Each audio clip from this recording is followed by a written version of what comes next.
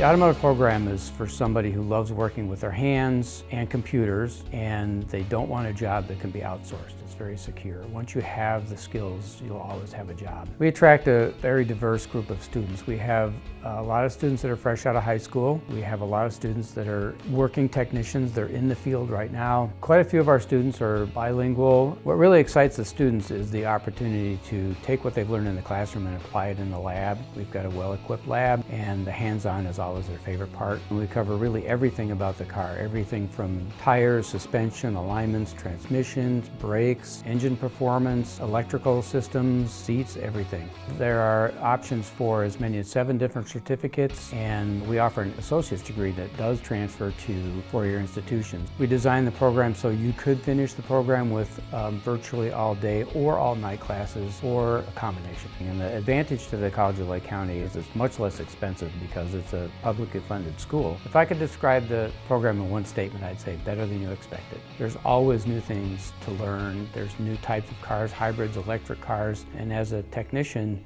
you're always learning. If you love to learn, this is a great occupation.